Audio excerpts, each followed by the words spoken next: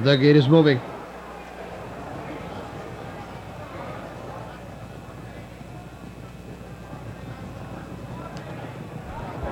Breeders' Crown. Open pace for mares. Behind to get it moving up. Here they come.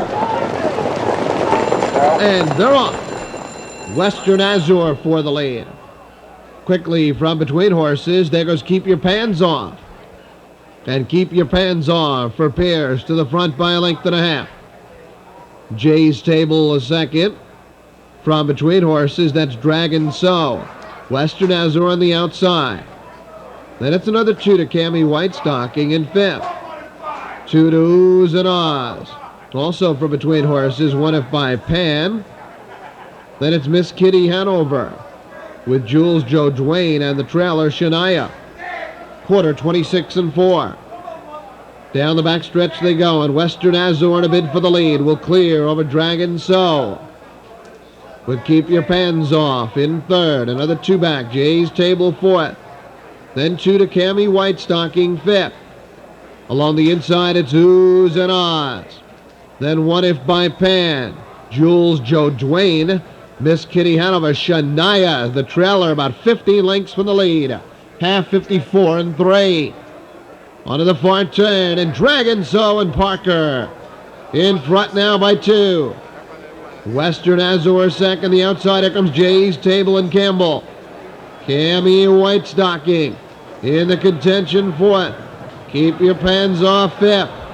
3/4 and 1, 22 and 2. 3/16 to go, and they're on their way home. And it's JAYS Table. Campbell urging her on. Leads it now by 2.5. From between horses, Dragon So. Up on the outside, Jules Joe Duane.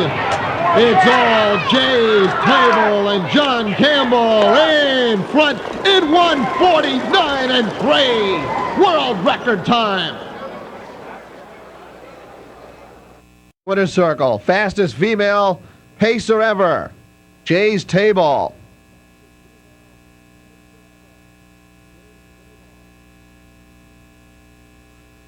A 6-year-old bay mare by Run the Table. And driven to victory. Third straight. Breeders' Crown Open Mare victory for John Campbell.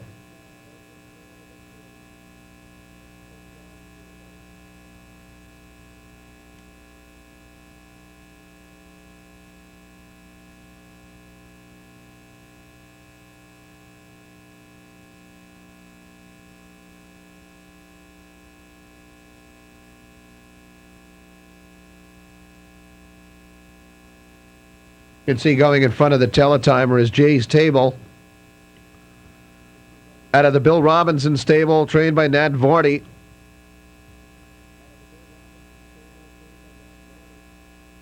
Canadian Invader. Owned by Joseph Leonardis. John Campbell. World record time. 1:49 and 3. Fastest mile ever by a female horse. John Campbell for the 15th year in a row has won a Breeders' Crown race. John, you never drove JAYS Table before. No, Nat said she raced real well her last start up in Toronto, and said she warmed up well. And scoring down, she really felt great on the track. She was eager to go and really just gliding over the track. I was pretty sure that she would race well. It's a pretty competitive field here. Tell us about your strategy going in. Well, I just didn't want to be locked in. The rail sometimes isn't the greatest place to have unless you want to race in front, and she's not her best in the front, so I was told. So I just didn't want to be locked in, and I wanted to sit as long as I could. And she had to come first up. She earned the record. There's no question about that. What she did it the hard way. There were 54 and 3.5. You were off the leaders. What were you thinking at that point? Well, she felt real strong, and I hadn't asked her to pace at that point. I didn't know how far she'd go, but I knew she was going to give me some kind of run the second half. And once I asked her to head the stretch, she just kept on trucking to the wire. They were coming after you in deep stretch there. What were you thinking there? Well, she was still pacing. She loafs a little bit when she makes the lead, but every time I showed her the whip, she'd go on a little bit more, and I was quite confident all the way through the stretch. The Breeders' Crown Series has certainly decided a lot of year-end divisional titles and stuff. Tell us about your experience so far in the Breeders' Crown. Well, I've had great experience with the Breeders' Crown. It's been a tremendous series for me personally, but it settles a lot of year-end balloting with these horses. It's a little early to tell with the mares just what will shake out the rest of the year for this group, but I know when they get to Colonial Downs, there's going to be a lot of votes decided on what happens to the Breeders' Crown down there.